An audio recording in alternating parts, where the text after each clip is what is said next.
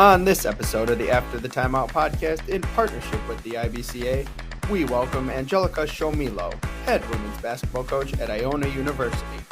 We talked to Coach Szumilo about taking over a new program as a head coach, leaving a current program, being one of the leaders in the nation in defense, her defensive principles, guarding baseline out-of-bounds plays, and more. As always, thank you for listening to the After the Timeout podcast.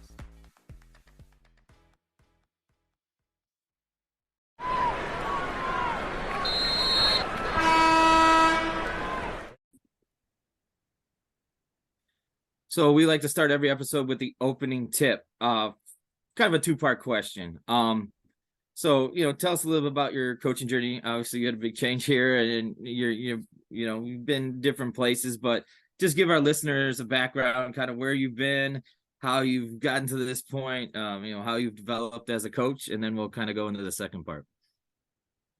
Yes, so a little bit of a different, journey for me. I mean, it's all the same journey, but been doing this for 20 years now. When I break it down like this, it makes me feel very, very old. Even though I don't feel old, it makes me feel old. Started off part-time after I graduated. I graduated from LIU Brooklyn. I actually ended up playing lacrosse in my fifth year. They had just added a women's lacrosse program. They needed some buddies. They asked me, I said, why not? Why not delay my adulthood? Actually, lacrosse has a lot of similarities, a lot of similar concepts with basketball. So that was a great experience. But the reason why I mentioned that is, so I played for Tony Bozzella, who's now at Seton Hall. And my senior year, when I was done, he left to take over. Actually, he went to move on to Iona University. Stephanie Gately was hired at LIU.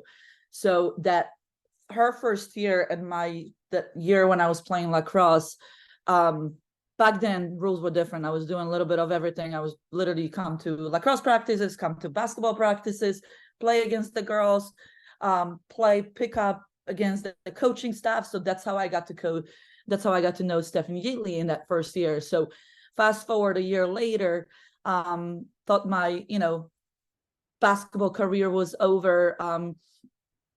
I had a full-time job opportunity with full-time benefits, and around the same time, this is like August, Coach Gately calls me up and invites me to dinner, and we're talking, and she said, listen, I have a position open. It's a third position. It's a part-time, $10,000, but it's part-time, and I love your passion for the game. You've just been so devoted to the game. You come to practices. Everyone tells me how much how much you love the game, and I just want you to be a part of it. Now, back then, you have to understand that I was a mute. I was very still. You detect my accent. I'm from Poland originally, so at that time I was in the States for about going to my fifth year. I was a mute. I was still very.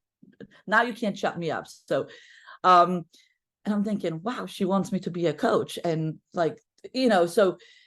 That was really the first time that somebody saw something in me that maybe at that time I didn't even think I could, just because of my, circumstances. So at that time I had just gotten married, because my husband and I, we were actually going to be celebrating our 20th year wedding anniversary in August. We pretty much got married, after college. I asked him and I said, what should I do? I have this full-time job at this consulting company, 9 to 5. I wasn't really crazy about 9 to 5, full benefits, but it's a job. Or do I try to do something that I know I'm going to love, but it's part-time, it's $10,000 a year? And he just said, just follow your heart, and 20 years later, I'm here talking to you guys. But, that first year, I remember LIU Brooklyn obviously is in Brooklyn, and we lived in New Jersey, so I would commute over, the Holland Tunnel every single day. So we joked that pretty much my salary went to the tolls, and the gas. But it just haven't looked back since. So I was with her for 5 years at LIU. Then we moved on to Monmouth University. We were there for 3 years. In my last year at Monmouth University, I was named the associate head coach. And then still all under Stephanie Gately. She moved on to take a head coaching job at Fordham University, and I was an associate head coach there for 8 years. And then 4 years ago, the head coaching job position became open at Fairleigh Dickinson University. And obviously, haven't played in the same league at that time, Monmouth University was still in the NEC. I was very much familiar, with the conference. Really grateful that I had the opportunity to stay in the metropolitan area. So I was very much familiar with everything when it came to this school. Didn't have to move. For 8 years, we always lived in New Jersey for 8 years at Fordham, commuted over the GW Bridge every single day. So now at FDU, didn't really have to do that, didn't have to move me closer to school. So I was at FDU for 4 years, and then a couple weeks ago, the Iona women's head coaching job became open, and here I am now. So I'm back to commuting over the GW Bridge. But that's really my journey. So I've always kind of stayed in the Northeast area, in this area. Don't have to move again, so which is a big plus. I don't know how that happened, so I know it doesn't happen often. So I feel very grateful.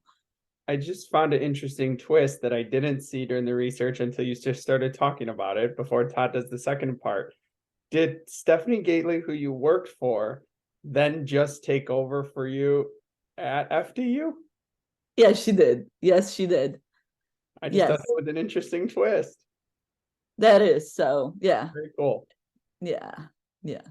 All right. So second part, then tell us about, Iona, what your plans are, what drew you to them, kind of what the program's going to be all about, right? Because obviously you're just starting to kind of develop that and do your own thing there. So give us a little background on Iona women's basketball. Yeah, so obviously, they just came off a tremendous season, having won 26 games, and Billy Chambers, who's moved on to Xavier University, and her staff have done a tremendous job, especially this year. I mean, 26, wins, regular season champions, tournament champions, went to NCAA tournament. So, it's a program that, wants to win. And I think they've done a great job. And I think my job coming in now is to, make sure that it's not a 1 year thing, right? Like, winning is not easy, but I just want to make sure that it's not a 1 year thing. So I'm hoping to really take what we have built at FDU as far as the mentality and just kind of the everyday approach that we have, just take it over to Iona. And it's a beautiful school. I love its location. It's in the suburbs of New York City. It's about 20 miles outside of, Manhattan. You really have the best of both worlds. So you have a beautiful campus. It's not a big campus, but it's not a small campus. It has just when I came on campus, I just felt immediately, just the family type of atmosphere. Everyone made me feel so welcome. Not just the people that I met when I came there. It was just, somebody from the dining hall, a faculty member, a student. It just felt like home. I had heard a lot of great things about Iona University in my 20 years of coaching. Had some coaches that I know that coach there. So I just heard nothing but great things. So obviously when this job became open and there was interest in me, I knew that was something, that I wanted to go for. I love the fact that it's so close to the city and it's not in the city. So I think from recruiting standpoint, it's an easy sell. You really have the best of both worlds. So interesting. Add another follow-up here. So, you mentioned that Iona was a really successful program. So how do you find that balance of, they did a lot of things well last year and kind of intermixing your ideas and your thoughts, to get it kind of right, find the best of both worlds and not completely just changing everything that's been going on. Yeah, so I think it's really important to communicate a message of, just because we're going to be teaching certain things a certain way, or, our defensive concepts or offensive concepts might be very different from what those returning players have experienced, right? But I think it's important to communicate the message of, hey, it doesn't mean that what you did was wrong, right? I think it just means that there's a lot of different ways to win basketball games, right? There's a lot of great coaches, a lot of winning programs, successful programs that do things different way. So I think the communication piece is very important, and just making them understand that, hey, this is kind of how we're teaching it. But then also, as a coach, you always evolve, and you always, try to steal ideas and kind of take on things that you think can better your program, right? So just because something worked at FDU, doesn't mean that that very same thing is going to have to work at Iona, because a lot of it depends on personnel. A lot of it depends on, like, every year you have a different team that you coach. So you have to adjust to it as a coach, I think, like I tell my teams all the time, this is your guys' year. Like, I'm going to, as a coach, if I'm blessed enough, I'm going to coach a lot more teams. This year's team is the only team you're going to have. Next year is going to be different. Last year was different, So I think you have to adjust to that. So the next couple of questions, Todd and I really wanted to make them specific to you, and kind of, we have a lot of college and high school coaches that listen to our show, and something that I found interesting was, when you're going through the job search as an assistant coach and you're looking for that first head coaching job, I think it's one thing. But when you're a current head coach that's been somewhere for a while, and you're looking at maybe a possible other job, how do you go about really deciding, is this the right fit? Is this a job I want to leave my current job for, which I love my current job? Maybe what are the factors that go into it for you in that process? Mm-hmm. Yeah, so I have a family. I have two boys, and so it's definitely, it's not as easy of a decision, right? At FDU, love my administration. I mean, the people that we work with, our team, administration, amazing people, and I'm a big people's person. I'm about the fit. I'm not somebody that's looking to just advance, because you know how it is. I mean, you could get the highest, the best job out there, and it might not be the best thing for you, so that part was very important to me. I've had opportunities, I have an agent, so obviously my agent, I think my agent's job is to, to find those opportunities, but also just, him knowing who I am as a person too. So, I mean, there were a lot of situations where he would ask me, hey, would you be interested in this? And for me, it was just kind of like, no, this is too far.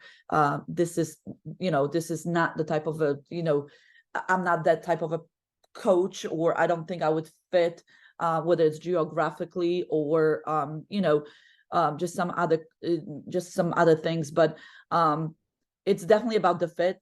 There were some schools that I was approached about, and I said I wasn't interested. And again, like, I just feel so grateful to even be in that position. It's mind blowing to even be in that position. But I mean, I'm not saying that that would result in a job offer, but I just immediately said no, thank you.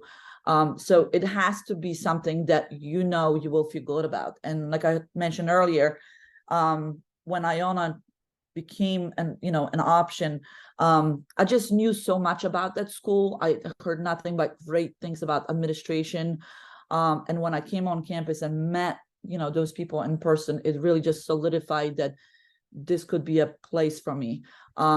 At the same time, it was very hard to leave FDU because, like I said, when you're surrounded by good people that support you, my athletic director Brad, he's just an amazing leader, but also amazing human being, and he's really helped me grow as a coach in those 4 years when I was there.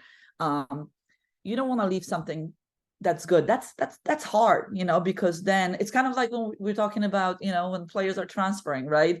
They know they have a good place, but they're willing to take that risk. I think for a head coach, you have to take that into account too, because we all know, I mean, being a college coach is not a stable job, because your job at the end depends on on 18 to 22-year-olds and how you lead them. And it could become a very good job, or it could become, you could lose your job at any time.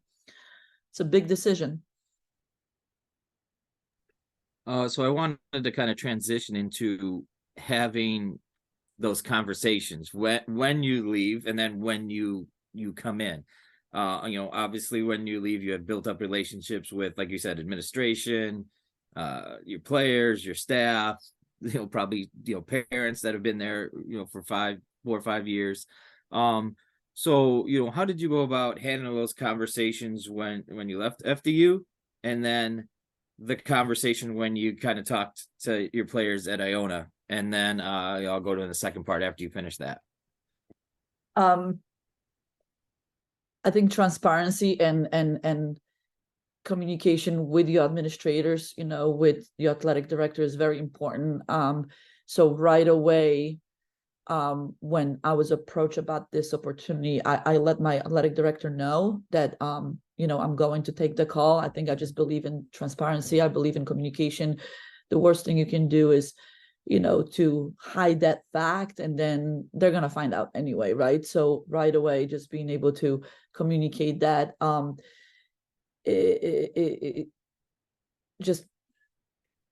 it's being able to communicate that. And then you said about the team at Iona or at FDU?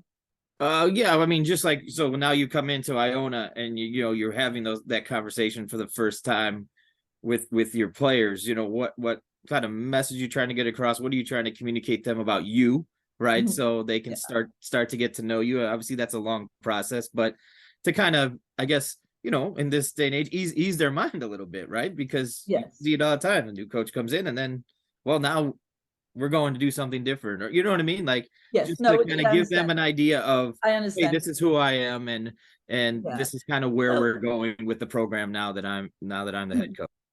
Yeah, I mean, obviously you don't want that first meeting. It was kind of like the first meeting that I had, it was kind of like an introductory meeting. You don't want it to be too long, but lots of energy. I'm not somebody that's just comes in and just gonna scare players off. I just don't do that, I just don't do that. So really get to, kind of give them an opportunity to get to know me. And we had 2 assistant coaches that were with me and get to know us a little bit. We talked briefly about really, what we were going to be about. Nothing about basketball X's and O's, just, and my thing is just really, one, be a good human being, be respectful and just work really, really hard. And we just really talked about that. I'm a high energy person. We talked about that. I told them, you're probably going to think that I'm a crazy person when you first, when I first start telling you things. And, our practices are high energy. If our gym is quiet, I don't like it. It needs to be loud. It's just developing that camaraderie, the power of touch. I really do believe in that. I believe in, positive reinforcement, and anytime we can acknowledge each other in a positive way, we want to do that, because then that's contagious. And we all know when we're in that environment on a daily basis, we feel good about ourselves, right? So we really talked about that stuff. We didn't really talk about anything other than that. First week that I had with them, I met with every single one of them individually, and it was just kind of like a get to know me session. I asked them some questions about themselves and where they're from and their family situation and things like that.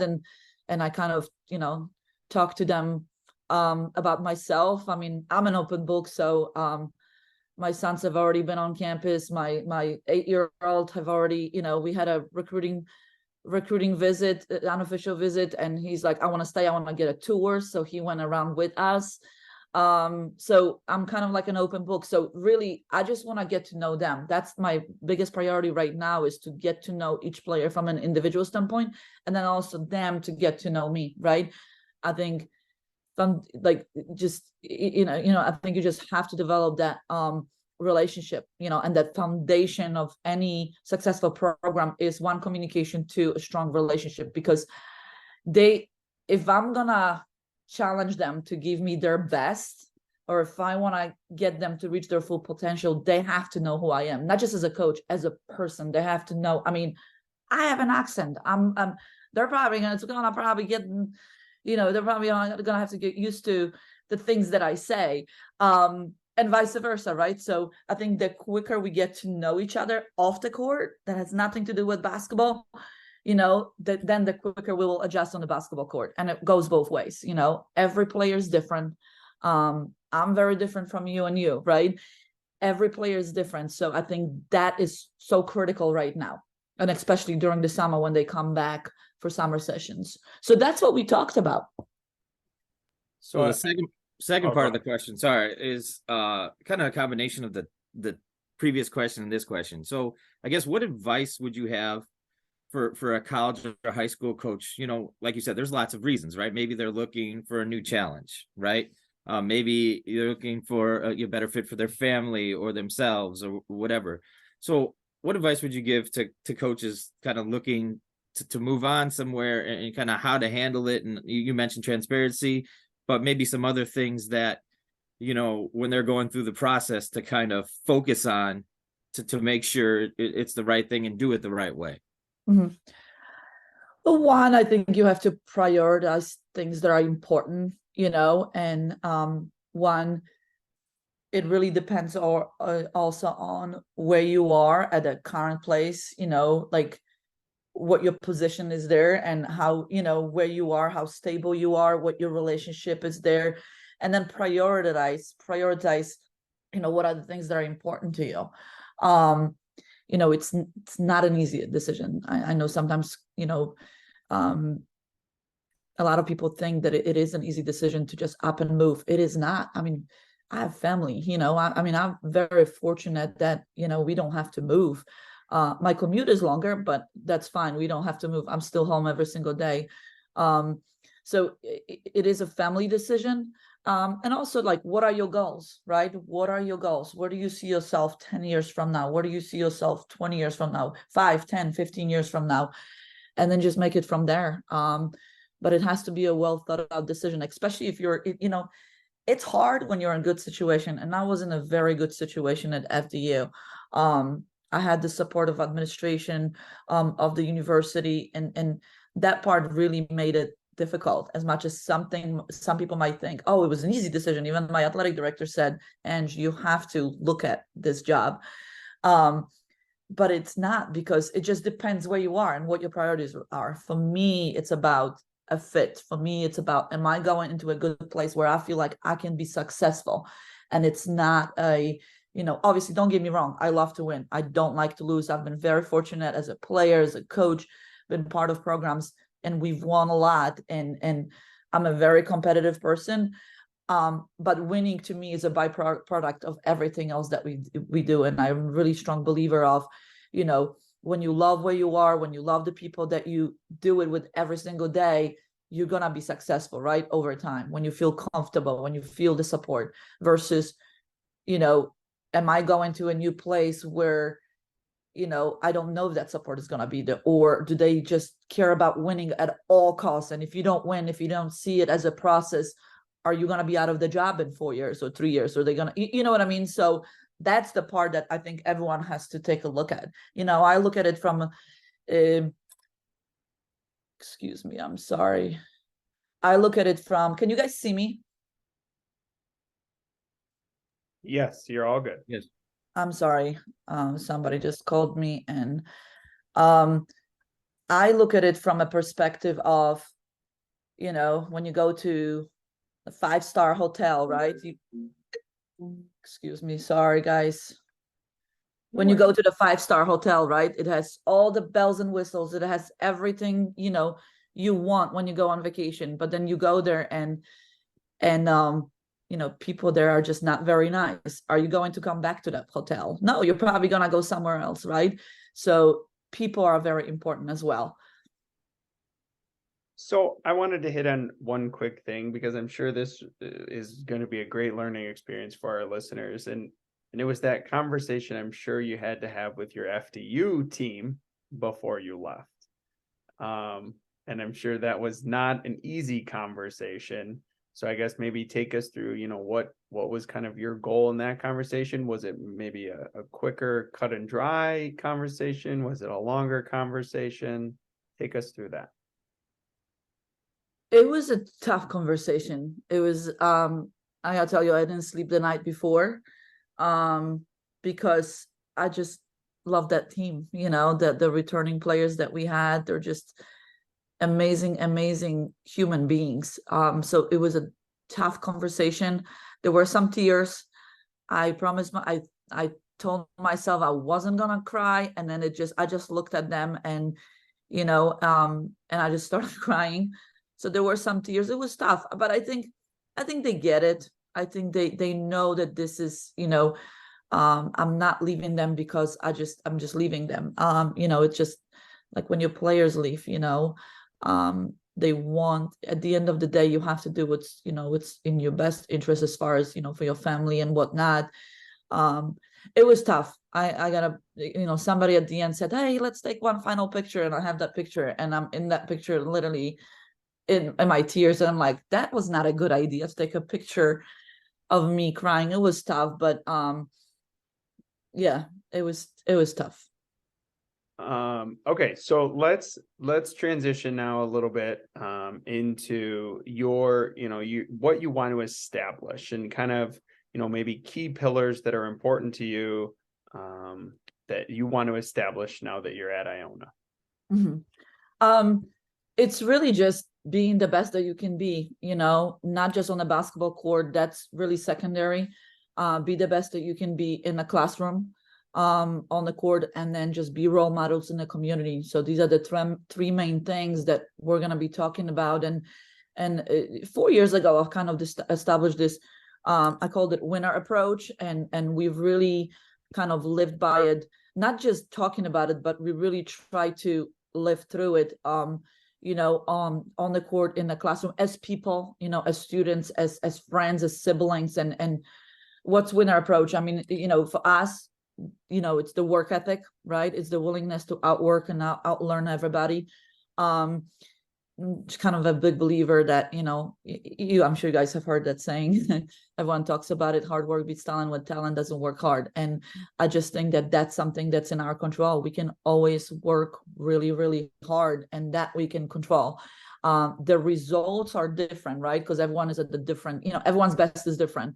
But I just think that if we don't have the I'm going to outwork you mentality as a student, or if the willingness to prepare yourself to the best of your abilities as a student, as a player, then is it really going to bother us if we lose a game, right? Or are we really going to be, upset when we, okay with, losing, right? Or winning. So it's really about just being the best that you can be, and always having that I'm going to outwork you mentality.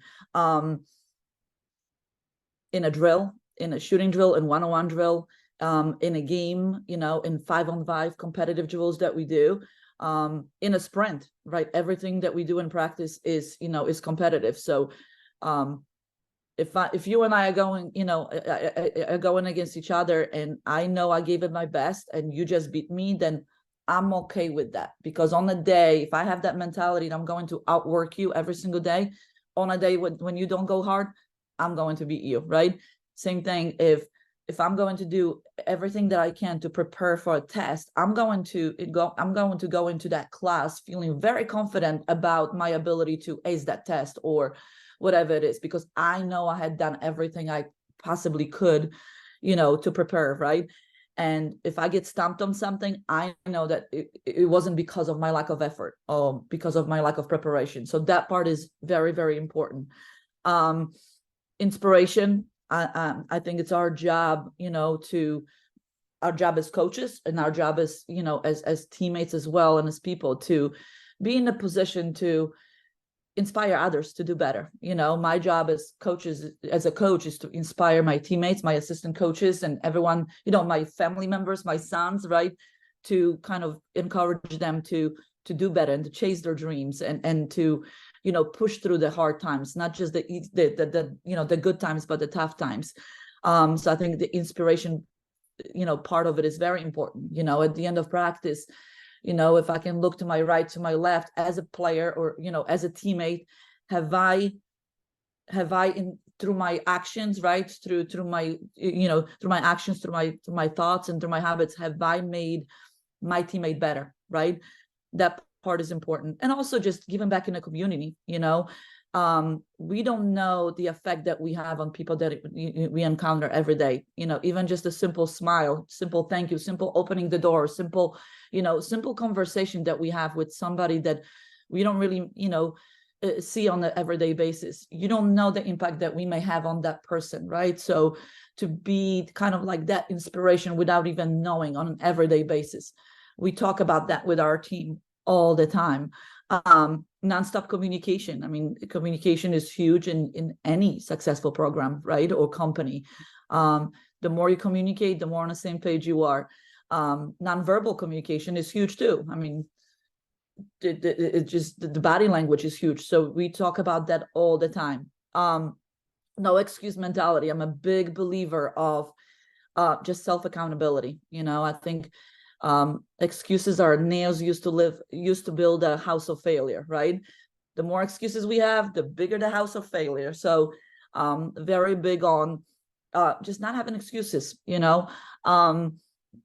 We lost in the championship game, and at FDU, one of our last, we lost to Sacred Heart. And to this day, I really do believe this is the only team in the conference that we lost 3 times.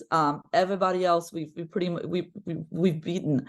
And to this day, I'm kind of trying to take notes, mental notes, physical notes of like, okay, this one is on me. There's, I have to take accountability what I could have done prior to that championship game, during the game, certain points of the game. So I think the self-accountability is huge and important. Effort and energy is another one that's a huge one in our program. I think these are just the 2 things that we have that are in our control. I can control the effort that I'm giving you every single day. I can control that. It's my choice. I can control the energy that I'm giving to my team every single day. I can control how I say good morning, hello, how are you?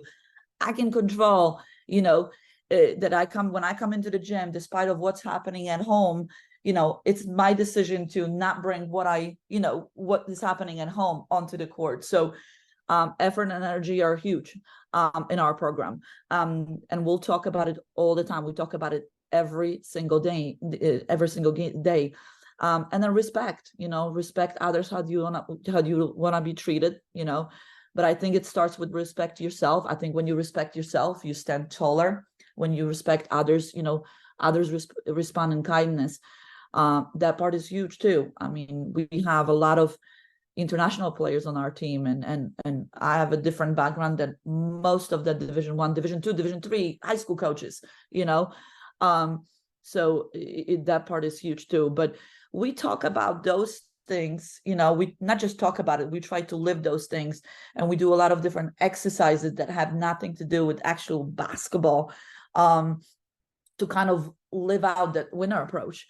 Be a good sibling, be a good daughter. We ask our players, on an everyday basis, hey, I want you guys this week to reach out to people that you haven't reached out before, or for a while. Maybe it's your aunt that you don't really talk to on a regular basis. I want you to reach out to her, call her, not just call her, maybe even FaceTime her and just see how she's doing.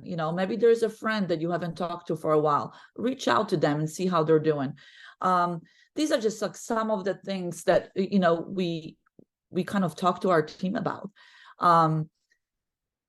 Everything else really, I mean, the basketball part of it, the X's and O's, I mean, that happens because we get to practice with them, but it's really about the life lessons that we try to teach them. Mention the effort and attitude, for example. It's just when you have a job, right? You leave Iona and you apply for a job, or you have a job, and then you're up for a promotion. What's going to separate you, from another person that is as good as you? Are you somebody that has a lot of excuses when things don't go your way at work? Or are you somebody that's, is self-accountable and just said, I got it, this will never happen again. And then we'll work harder to make sure that it doesn't happen again, right? Are you somebody that comes in early to work? Or are you somebody that just comes in just on time and does just enough? All of those things as coaches, we watch, right? As we coach our players and we decide who gets to play or what, or who doesn't, who you can rely on during those times. those are the same lessons that, the same things that you can apply when you have a job, right? And those are the same things that will help you get that promotion. Or maybe if there's some, if someone needs to be laid off, you're not that person that's laid off, because you're a hard worker. You've proven yourself to be a hard worker. You've proven yourself to be a great teammate. You've proven yourself, to be selfless, but then willing to do more than other people, right? As coaches, that's what we look for in the players, and all of those lessons they can apply them, to their life after basketball. And that's really what our job is as coaches as well. I think the biggest takeaway from that is you did not mention a basketball term once. It wasn't anything to do about X's and O's or making a basket or doing any of that. And I think, in this day and age, it's important to help players realize that, right? Because you see a lot of instant gratification, whether it be on Twitter or social media or whatever, of, oh, I did this move and this move. But a lot of all those things you talked about, go into making that move and making that skill before you even get to basketball. So that's, I hope our listeners and people who listen realize that wasn't just, this is a life thing. It's not necessarily a basketball thing. That was awesome. So we want to go a little bit more basketball here. We call this halftime adjustments. So you mentioned, one, your familiarity with the teams because you've been in the same general area coaching for a long time. And then you just talked about you lost to a team 3 times. Okay. So, you're playing one of those teams, right? You play a team a couple times in conference, maybe 3 if you're getting into the playoffs, and you go in halftime of that second or third game, and you think, okay, you did your scout and they did this last time and this last time, and we did this well last time. And now maybe they've done something different, or they made an adjustment back to you. What are those conversations like with your coaches? Kind of, okay, let's pinpoint where they're going, what they're doing, and then translating that to your players to kind of say, hey, this is what they're doing. This is how we're going to adjust to it. Yeah. So, even during the game, so every coach on my staff has, certain responsibility that they kind of look for, right? Like, obviously, one set of eyes cannot see everything, cannot adjust to everything. So obviously it's always a team effort. I have an amazing staff. I've been very fortunate that in my 4 years at FDU, we had amazing assistant coaches and in this last year. So during the game, we have certain responsibilities, certain players, certain coaches are looking for certain things. And we take notes during games, right? So even during the game, we can adjust to things at timeouts, or, there's a certain play that maybe we haven't really seen when scouting, and they've been successful, right? Like, you don't want to get beat on the same play twice, right? But at halftime, so when we go in, before we go into the locker room, we obviously, just like everybody else, we meet as a staff and we just, write down the immediate things, then jump out on the defensive end that we need to get better with. It's, hey, they're, the easy things, right? We've given up a lot of offensive rebounds. We got to backs out. There's, certain player, maybe a guard that, is going in there and from the perimeter, and she's getting a lot of these long rebounds, a lot of these loose ball rebounds. So like the simple ones, right? And then we'll kind of move into more specific one on this particular play. This is what they're looking for. This is how we're going to change if we have to change, defending this ball, this action. So, and then the same thing on the offensive end. So as a staff, we meet and I want the feedback from my assistant coaches. I think, they have a lot of great ideas and a lot of things. And obviously we, when you have to adjust, you can't give the team too many things to adjust to, because that's a lot. So you have to pinpoint the biggest ones. And then, year 4 for me, I was very fortunate that we had a player-led team, right? We had a lot of upperclassmen. And so a lot of times, when we're going into the locker room at halftime, they're already talking, they're already saying, and I got to tell you, they were already saying a lot of the things that, we were talking about. So obviously you have to emphasize the things we do well, that we've done well, they've gotten us to that point where, maybe, like, for example, our defensive goal was always 24, to give up 24 points at half, right? So whenever we've given up more than 24, that was one of the first things we've talked about, and why that didn't happen. Why wasn't our goal not not met?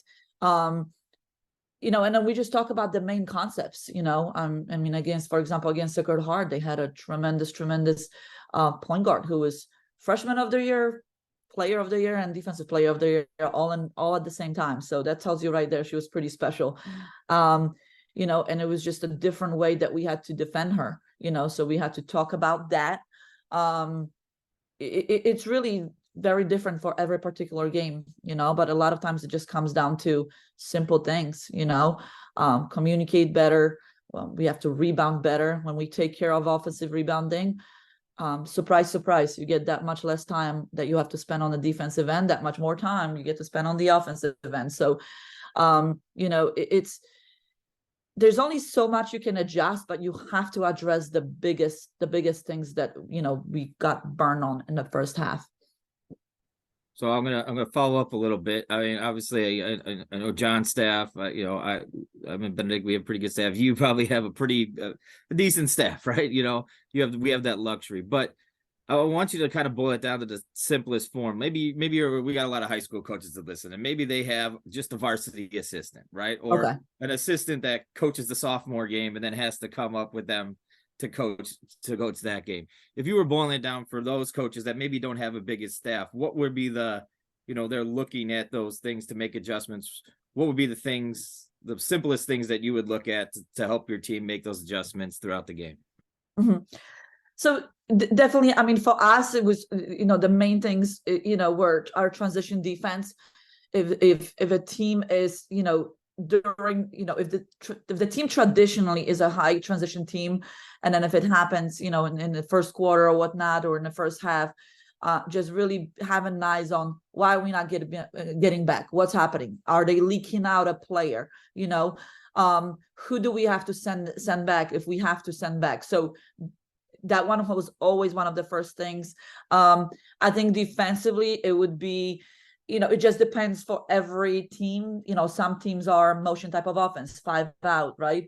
Some teams run a lot of ball screens. So how are we defending if it's a team that runs a lot of ball screens, and that's, that's their strength? How, we obviously know how to defend those ball screens prior to the game, but hey, are they burning us on those ball screens, on our coverage, right? What do we have to change? So I would definitely say, simplify, because obviously there's only one assistant coach and a head coach. You can't have eyes everywhere, but definitely I would say take notes, because while you might see those things that as they're happening, when it gets to that timeout might not be happening until 2-3 minutes later, right? And you might have that information or what you just saw in that particular moment. It will, it might slip out of your mind when you have that timeout. So definitely have somebody take notes as they're happening. Whether it's defending out of bounds, hey, this is how they scored on. So you can address those things, so you can communicate those things. So as we get into the second half of the show, Todd and I like to say to our guests all the time, we like to do our homework on our guests. And so this is going to be my 10-second brag about coaches' teams defensively, and then we're going to get into some questions about defense. Okay. So obviously when you were at FDU, your team statistically was one of the best defenses in the country. I believe last year you allowed 53.2 points a game. And I think your shooting percentage against you was about 36-ish%, which are both phenomenal, Coach. So, I know as a coach, I would give all the credit to the players. I know you're going to give all the credit to the players. But I wanted to first hit on, what are maybe, for coaches out there, what are maybe 2 or 3 just of your main goals defensively? Mm-hmm. Before I answer that question, I really do believe in you get what you demand. So in practice, if you demand defense and if you demand excellence in that department, that's where you're going to be strong at. If you demand being a transition team on offense, you're going to be really good in transition in transition offense. So I really do believe in just you get what you demand, right? So we put a lot of emphasis on the defensive end. And this past year, we were actually also the top team in scoring offense. So it just happened, so girls had fun. They had fun. But defense is, I just really do believe that defense is just something that you can control. No one is perfect. No team is perfect. LeBron James is not perfect. I'm not perfect. I'm far from perfect. And I just think that if we can decrease the amount of mistakes that happen on the defensive end, are we going to give up points? Yes. Are we going to give up offensive rebounds? Yes. Are we going to give up open shots? Yes. Are we going to, are we going to have turnovers? Yes. But if we can decrease the amount of those mistakes that happen throughout the 4 quarters, now all of a sudden you're shedding 10 points, right? If you backs out, or if you demand in practice to backs out, every single time, and it has to be consistent though. It has to be consistent. I really do believe you get what you demand. So you can't just demand backing out, 2 days on Monday, Tuesday, because you feel like you didn't backs out, on Saturday, and that's why you lost the game. That mindset has to be consistent. So I really do believe when you demand those things on an everyday basis, all of a sudden that becomes a part of you. That's how you develop those habits, right? But I would say, what was your question about the 2 things to pinpoint? So what are maybe like 2 or 3 things that you are like, those are your consistent demands defensively, whether it be push corner, push middle, push, whatever. So you're talking some tangible things. I'm here to talk about intangible things. I mean, not giving up, understanding personnel. I think knowing who you're guarding, and I think we, my staff, and we do a tremendous job at breaking that part down, but understanding personnel. You close out to a driver a different way, or to a non-shooter a different way that you close out to a shooter. We refer to players as, that we're guarding, right, as a shooter, driver, and a scorer, right? Shooter is someone that's just a shooter. That's a run through. You want them to put the ball on the floor and make a decision, pass one dribble. A driver is someone that's just, we want them to shoot. We want to dare them to shoot the ball because they're so good at driving, or they want to attack the basket. And then score is someone that can do both. So we put a lot of emphasis on that in practice when guarding each other. So I would say that understanding personnel, help the helper mentality. People are gonna get beat. As much as we put in a lot of time and effort in, breakdown drills on a defensive end and the closeouts, keeping people in front, that's why you play this game. That's why this game is so awesome. People are very talented on the offensive end, right? What happens after that, right? So help defense, help early, help often, and then help the helper mentality. What that means is, how many times do you see, when someone goes by a defensive player and then that player just stops and watches what happens next, right? Your job is not done. Someone is going to help you, have that trust that help defense is going to be there, but then you have to drop, you have to be there to help somebody else. Everything is connected together. So I would say this, help the helper mentality, help early, help often. Our philosophy is to give up. If we're going to give up something, we're going to give up a skip past 3 because we helped. We're not going to give up a 3 to a 3-point shooter 1 pass away because we didn't pressure the ball, or we weren't close enough. But, if there's a mismatch and we're supposed to be in help, we're going to give up a skip past 3. So I would say those things. So I have an interesting communication and effort. These are the, communication is more of a tangible things because you're talking, but effort has to be there and not, and not stopping because, and just always pushing through and always being there for each other. So interesting follow-up, because I strongly agree with something you said, which was, you get what you demand. And I think, you obviously demand, the defensive end and the rebounding end, but for a coach out there, how many things can we truly demand, right? Because if I'm saying there's only so many minutes in practice. So if I'm demanding these things on defense and demanding these things rebounding, or, more in my team's case, demanding these things in transition, demanding these things in the press, truly, how many things in your mind can a coach demand? How many things can a team really be great at before it's just too many things? Yeah, no, I agree. But I think also I'm a big believer of, yeah, you're right, because otherwise the whole practice would be spent on a defensive end. But that takes, I mean, that part you really drill in the preseason, that type of mentality. And like I said earlier, like, no one is going to be perfect. We're not going to be perfect. We're still going to make mistakes. But I think as a coach, you have to identify a difference. Was the mistake made, but it was well intended and the effort was there, or was there a lack of effort or lack of the things that we could control? So if we make a mistake because we didn't communicate and the other team scored, to me, that's something that is 100% in our control and it could have been avoided, so those are the things that you really focus on. 100% right. Like, you can't really focus on too many things, but there's just certain things that are non-negotiables in our program, and that's the effort, that's communication, because I think that is just, and obviously you put them through a series of drills where you put them in those situations, right? But I just think that there are things that if we can control to minimize the number of mistakes, then that's what we're gonna, that's what we're going to demand. And then over time, that mentality kind of, it becomes contagious, right?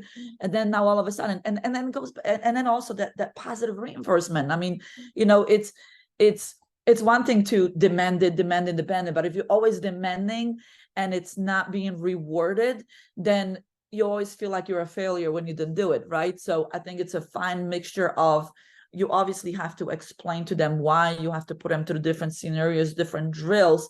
But then as soon as something positive happens, because they communicated, because they, because they closed out properly, because they dropped, you stop practice and you make it look like they just won a championship, and now all of a sudden they feel good about themselves. Not all of a sudden somebody else wants to do that because coaches just stop practice. Everything, like, we keep everything we do in practice, like, we keep track of, and it has nothing to do with how many points they score, but it has everything to do with, deflections, steals, charges, getting on loose balls, offensive rebounds, assists, like, communicating. And we give points to our team and to our players. And at the end of practice, they're either positive or they're negative, right? So there's times in practice where if I have a player who maybe was in the beginning tentative and taking charges, all of a sudden she took a charge, I'm going to be the first one there and I'm going to pick her up and I'm going to give her 20 points for that. And the whole gym is going to hear it, So all of those things that I think we can do as coaches, you demand in a different way now, right? You demand in a positive way too. And now all of a sudden their teammate wants to do that too, because they want to be in that position, So no, I agree. I mean, you can't really, I mean, if you're too critical and too detail oriented, it becomes, you would have to stop practice every single drill, or every single possession. But I think it's, just to even give you an example of, we had one of our last workouts at Iona. It was the last postseason workout, and I think we were playing 3-on-3 full court, and it was a dead ball situation. And again, postseason, you don't really dive into the defensive details, but it was a situation where, one player picked up a dribble outside of the three, and there was no ball pressure on the dead ball, and she was able to make a really easy lob pass to one of the guards who back cut. And I stopped him and I said, listen, like, that was a great offensive, pass. Like, that was a great offensive decision, but here's why she was able to do that. Because you're being very nice on a dead ball. So I actually showed her, this is how you should be. And I asked the player, that was on offense, which one bothered you more, what your teammate did or what I did? And I really, like, got up her grill, like, face to face, and she couldn't even pivot. And she's like, the second one. So I was like, all right, so that's what we want to do. So then a couple possessions after, one of the other teammates did just that, and the result was a bad pass and it was a turnover, and I stopped practice and I said, that's exactly what I'm talking about. Now being able to apply what the little, little thing that we just fixed, now we applied it to the next, possession. Now all of a sudden the result is, a bad pass or rush pass and a turnover. Is that going to happen every single time we do that? No, there's a lot of really good basketball players we're going to be playing against. People are going to stay composed. But hey, if we can minimize the number of those situations or maximize the number of those situations when we do that, then we're going in the right direction. So you just talked about your kind of defensive, your goals and what you're trying to do. So what are some of those defensive drills that maybe your core drills, right? You're doing them consistently. Obviously, closeouts is going to be one if you're talking about personnel, right? We got I mean, that's usually a big one for coaches. But is there like something specific you do with your closeouts to kind of help your players grasp that concept? Is it the same drill, or do you kind of mix up situations? So how do you get them to kind of go into that? Mm-hmm. We have different closeout drills, and we do those, especially in the preseason, in October, even over the summer. We this is a new team I'm taking over, so I was able to see a little bit of their habits defensively. We have a lot of different drills. I mean, I'm a big believer of, I just think on a women's side, especially, at this level, there's, a lot of players that can really shoot the three or they can get to the basket, but not a lot of players have the ability to be a really strong mid-range pull-up type of a player. So I'm a big believer of, when you're closing out, obviously chop your feet and whatnot, left hand in the shooting packet. Most players are right-handed. Obviously you switch it, but it's just playing defense with the purpose, right? So also understanding, personnel and how they shoot. Some, even just something as simple as that can make a difference. Some, players shoot, their shooting pocket is from the outside, right? If you have your right hand right here, they're still shooting, So the purpose of having that left hand in a shooting pocket, you're still maintaining distance. You're not closing out so tight that they can go by you. But it puts that hesitation in their mind. Do I have a shot? Do I have a drive? And we all know what happens when an offensive player hesitates on what they should do. Now all of a sudden percentage drops. So that's what we want to create. So that active hand in the shooting pocket, left active hand in the shooting pocket is very important. And also our philosophy is defend the first two dribbles, and beat them to the spot. So many players, once the person, puts the ball on the floor, they slide with them. No, where are they going? They go into the basket. So you got to sprint to the spot, get ahead of the ball. So we do a lot of those drills. These are especially freshmen. I mean, I've seen so many, freshmen who struggle with, and they're super athletic. You look at it like, there's no way this person gets beat, as much as they can, as much as they get beat. And it's all about technique. So we break it down. That part is very important, get ahead of the ball. And if you have to sprint, you sprint. So we do drills, we do closeout drills when you actually have to sprint to the spot. And if our philosophy, if someone pulls up or takes a step back shot, but we're in front of them and our hand is up, to me, that's a contested shot. That's the shot we're going to give up, but we're not going to give up, a straight line drive to the basket when it's something that we can control. So these are the drills we do. We do a lot of, I'm a big believer of doing a lot of 1-on-1s, 3-on-3s. Like the other day, we just did a 3-on-3 with FIBA rules. Awesome drill. I would encourage all the coaches to do it. One, it's a great conditioning drill without players realizing they're conditioning. And FIBA rules, it's basically you have 12 seconds to score. After offensive rebounds, you only have 8 seconds to score. Really not a lot of stoppage time. You only kind of check the ball on a dead ball, and you play for like 10 minutes, and it gets intense. And you obviously officiate it and whatnot, but a lot of 3-on-3, because now all of a sudden, I mean, you really have to defend from a defensive end. It really works on your coverage 1-on-1, because now you only have 2 players that help versus 5-on-5. You have those 2 extra players, right? That can help you in the rotation, right? 3-on-3, you have to take a lot more pride on the defensive end. So, and from an offensive standpoint, everyone is forced to be a threat. How many times does it happen when, certain players are just not offensive threats, right? And, sometimes there's a reason why they're not, but in the 3-on-3, when you have 12 seconds to score, you have to look at the basket. You have to be aggressive. So I love that drill. So I would encourage coaches to do a lot of 3-on-3. We do a lot of 1-on-1s because that's when you can't rely on your help defense. So it's and everything that we do is competitive. So we keep track. And if you lose, you shoot foul shots. If you lose by 5, you miss a foul shot, you might have to run, whatever it is. So just also installing that hate to lose mentality. I want my team to, with my FDU team in the second part of the season, we were winning, right? And in practice, it got to the point where I wasn't, I had to remind them, like, guys, like, don't get comfortable. Winning is not easy. Winning is hard. So even though, like, we won this drill, or this team, you won this drill, you need to celebrate like you just won an actual game. Like, don't take for granted that you just won this shooting drill. Don't take for granted that you just won this, this 3-on-3 or 5-on-5 drill. Winning is not easy. You celebrate every win like you just won a championship. So that's what I mean by, like, having energy in practice. Like, because guess what?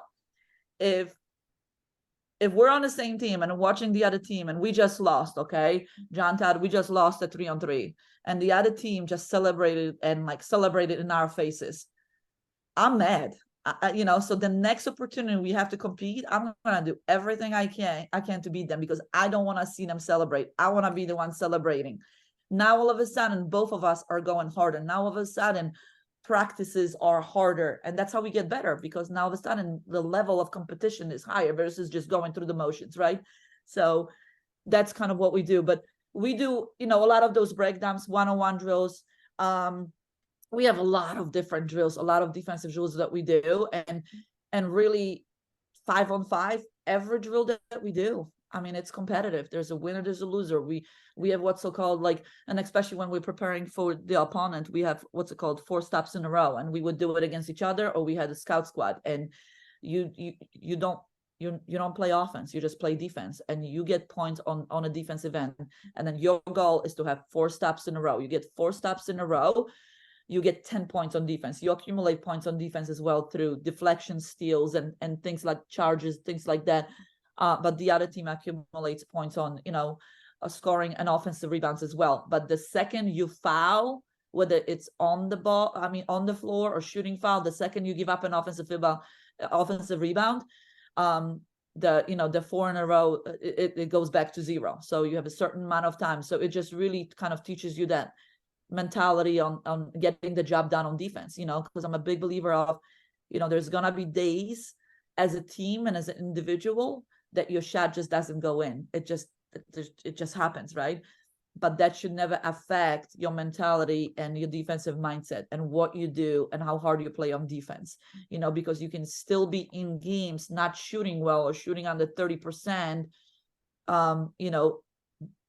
if you play defense, and if you get stops. But if you don't play defense and don't shoot well, like, you don't have a chance, So everything we do, it's that mentality. So we have those. We have a lot of defensive drills. We have some toughness drills, with our players. We put our players through, kind of like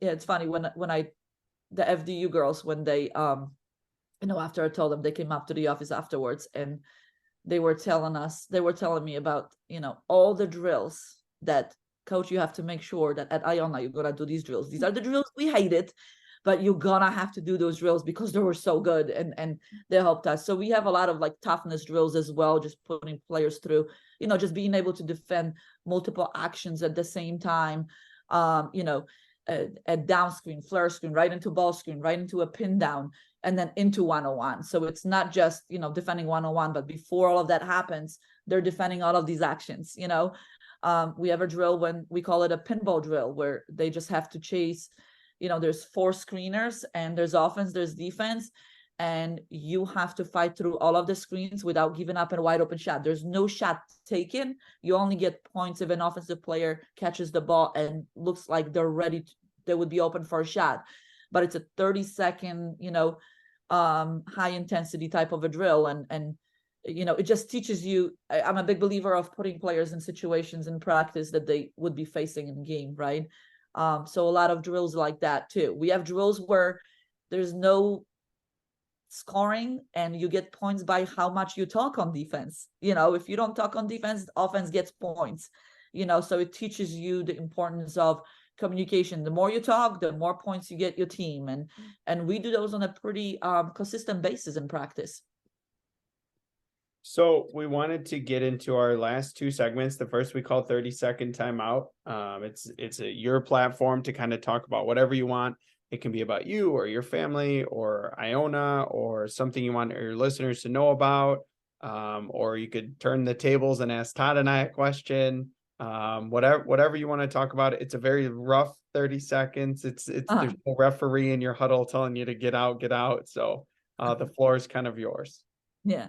No, so I want to ask you guys, what are your thoughts on just what's happening the last couple of years with the transfer portal and all of that? I would love to get your guys' thoughts. Do you think it's a good thing, bad thing? Do you think the decisions that are being made are good decisions, or because it has kind of turned on both sides, the men's and women's side. I would love to get your guys' thoughts on that. Go ahead, Todd. You deal with it more than I do. I think it can be a good thing in terms of teams, especially at the college level, getting better quicker, because you have proven players. I think it'd be a good thing for high school players that really want to play to kind of realize, hey, maybe they didn't get recruited as much because they're getting these transfer portals. So now, I really have to work and be at this level. But I also think there's a lot of people that maybe get bad advice, don't have the support system that they need to make that decision for them. Because if we look at the numbers, right? I don't remember where it was, but there was a good percentage of kids who don't even end up playing, or they don't get a spot back, which is unfortunate. So I think it can be good and bad both ways. I think it's definitely affecting high school players. 100%. I even just looking at it, okay, I can get this 4th year senior in that has 2 years left that I know is really good, that I can rely on. As a freshman, you got to be really, really good and excel to one, get playing time, right? Not that they're going to take freshmen, but two, even get that spot. So I think there's some good things to it. I think there's some bad things to it, but I think the biggest thing is the kids having the support system to really make that good decision. And I think with all the coaching changes too, that that puts kids in a bad spot. It puts kids in a bad spot because coaches, you hear it all the time, are coming in and say, well, these are the kind of players we want, or I'm bringing in my own guys, this, that, and the other. So I think it's a tough situation. There's probably, I'm not smart enough to know, there's probably something we can do to kind of tweak it or create something, even like the NFL draft, right? They have an NBA, right? They have people who, hey, I can enter my name and give advice. So maybe there's something we could do as far as that, where, kind of evaluating their skills. I don't know how the best way to go about it, but I think, it's good for some, but at times, like you said, the adversity part, I think that probably has something to do with it too, of not, okay, I wasn't playing right away. Well, maybe if I stay one more year and work my tail off, I could play. I don't know. It's a whole complicated issue. Yeah. And I think the last couple of, because the COVID year, I think it's also added, it's a big factor to it too, because now all of a sudden you have, in the past, why did you transfer in the past? One, you wanted some playing time, more playing time. You just realized I'm always gonna be behind, these two players. They're a year older than me, and they're first team all conference, second team all conference, or two, it's a toxic situation. You just need to, right. You just need to leave, right? Or coaches leave and whatnot.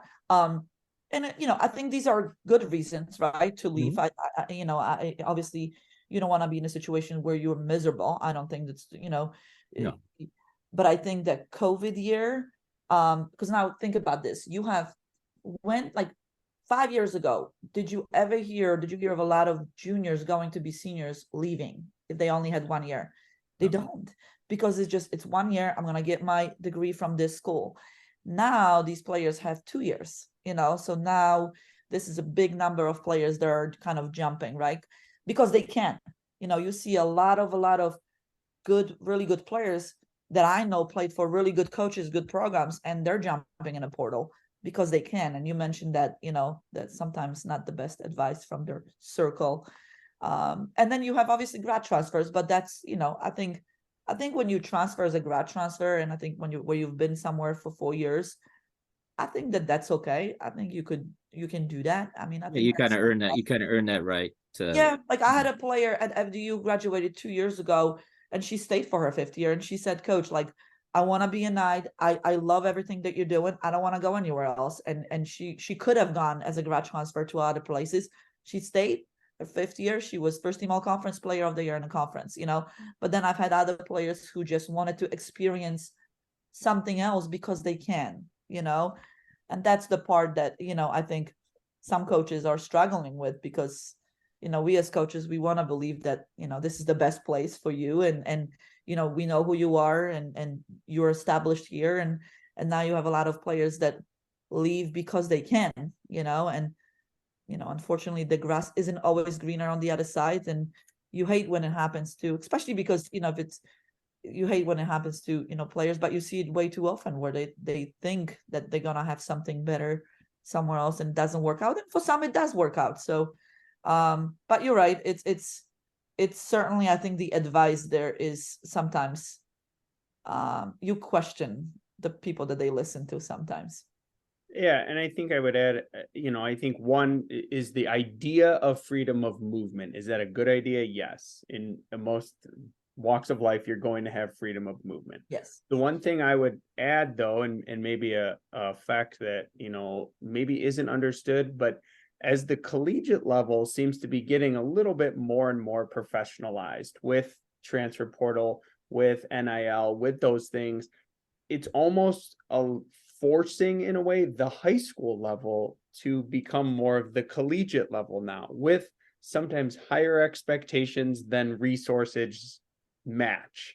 And you're seeing, at least in Illinois, Todd and I are seeing a lot of coaches leave the profession very, very quickly for lots of reasons. Don't get me wrong, for family reasons and lots of reasons and time commitments. And everybody in this conversation could understand the time commitments, but there's also a level of pressure, and kids are transferring at the high school level now, and kids are transferring and leaving their AAU program one weekend and playing on another AAU program the next weekend. And so I think it's also a lot for a high school coach to have to handle and go through, and when their players are now leaving and their expectations are high, and even in the high school level now, just like the college level, it's becoming, what have you done for me lately? Like, that's great, you had a last great 2 years, 3 years, but your last 2 years weren't very good. It's time to find another coach. So I think an element that maybe is under talked about is, as the collegiate game becomes more professionalized, the high school game is becoming more collegiate, if that makes sense. I agree with you 100%. And it's almost like now, especially like, at FDU, this was a lower level Division I, right? So we often recruited players who we were their only one Division I offer, or they had very few. So this is unfortunately what now happens, and I know it happens on every level, and it's all relative. AAU as well, high school as well. Okay, so we got those players, we worked with them for 2 years, we got them really, really good. And now all of a sudden, they're first team, second team, all conference. Now all of a sudden, and I know it's happened because it's happened to me, I'm hearing some talks about like, hey, like if you come here, this is like, this is a lower level. You can come and play at a higher level, and you can experience the NIL. You can experience this and this. So essentially, unfortunately, what it's becoming, it's like a free agency. It's almost like I'm a type of a coach that, like, culture is very, very important. So I don't like a lot of changes, right? Because I think to develop a good, healthy culture, you need that consistency, right? You can't just have turnover every year, right? Same thing, like consistency in your assistant coaches. You can't have them leave right and left every year, because how do you, right? Same thing on a team. And now when you look at programs, when you have those, mass, exits, you can't really judge now, oh, something must be going on there, that coach must be, a little crazy. You can't even make that, assumption now, because that might not be the case. They're just leaving because they can, so it's almost like, you're right, you have to change as a coach. And some coaches are just like, when I was talking to a coach from a higher level, and he said, Ange, like, because it's all relative to the level, but he said, Ange, like, we're talking to this transfer and she's not even our like top transfer, and the first thing that comes out of her mouth is, this other school is offering me $40,000, in NIL deals. What can you do for me? And it's just like these are the conversations that the recruits are having now, and it's just so different than what it has been for the last, since I've been a coach. So I think as a coach, you either adjust to it, not to the point that, that's all you do, but you have to adjust to it, or you have to get out, because it's changing. The times are changing, and I think the best coaches do adjust. You have to adjust, you have to adapt. You have to accept certain things and kind of, get in with the game. All right, so let's move on to our last segment. Quick hitters, kind of rapid fire questions. Some about ball, some about not, it's not. Sometimes this is where it goes off the rails a little bit, just kind of gets fun. First one for you, maybe a new defensive concept you're looking at, or something new defensively you might want to do. We've been a very much a man-to-man type of a team. Maybe just picking up a really good zone just to mix it up. So definitely something that I'm looking into. Not really particular about, whether it's a 2-3, 1-3-1 or 3-2. Just that's kind of this summer, or this postseason, what I'm going to be looking at. Just kind of having that in your pocket to mix it up.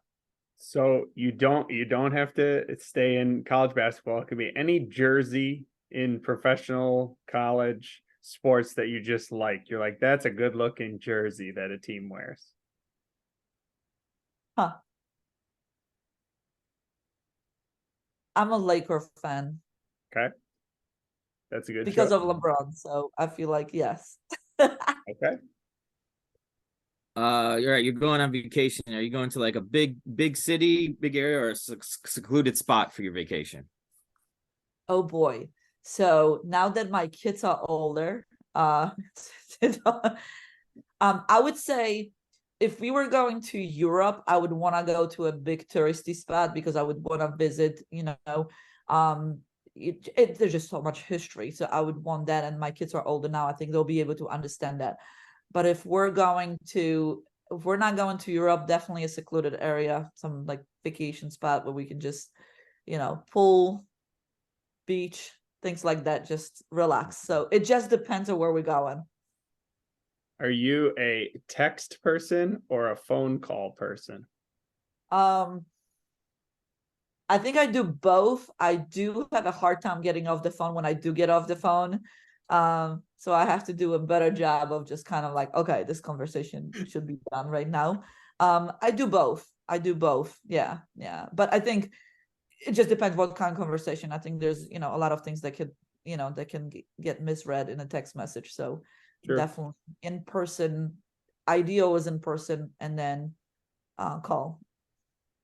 All right. An interesting food combination you enjoy. Something different. Oh boy. Okay. This is gonna sound a little weird, but Okay. it stayed with me. When I was pregnant with Daniel, with my little one, he's 8, I've really gotten to like scrambled eggs with bacon and then add mustard on the side. And it stayed with me. Okay. And I don't know why people look at me every time, when we're traveling and we're having scrambled eggs and some bacon. I always ask for mustard. The ketchup is always there. Mustard is never there. People look at me, it's like, well, bacon is meat. We eat hot dogs with mustard too. Yeah. So yes, that would be, I don't know, just a little kick. Yeah. Okay, I want to change this last one only because, you of your Polish heritage, and growing up in Poland. Maybe what is the thing you miss most about Poland? That's my last one. Everything is close. Where I was born and raised, because I didn't leave until I graduated high school. Pretty much everything was close. Like you did everything on foot, like you walked 30 minutes to school. That was totally unacceptable. I feel like here, if I told somebody I was walking 30 minutes to school to work, they would look at me like I'm crazy. But I would say, that, although I'm used to the distance now, but food, we do a lot of home cooking that's Polish. Been very fortunate in this area. About 20-30 minutes away, there's some, Polish neighborhoods that have Polish stores. So we do go shopping for Polish food. So we're very fortunate. But I would say, the traditional food as well, because you don't get to, as a coach, you just don't have time to spend that much time in a kitchen. So I would say the traditional food. So, Coach, we know you've had a lot of changes in your life lately, but thank you for jumping on in our episode today. We really appreciated your time. Thank you so much, and I really appreciate and I'm grateful that you guys, wanted me to be on the show. I appreciate it. Had a lot of fun.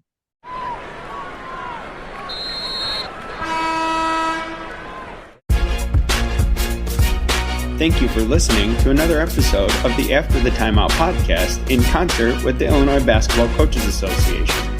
Please remember to give us a 5-star rating wherever you may listen. For more show content and upcoming episodes, follow us on Twitter at After the Timeout and subscribe to our podcast for upcoming episodes. Thank you for listening.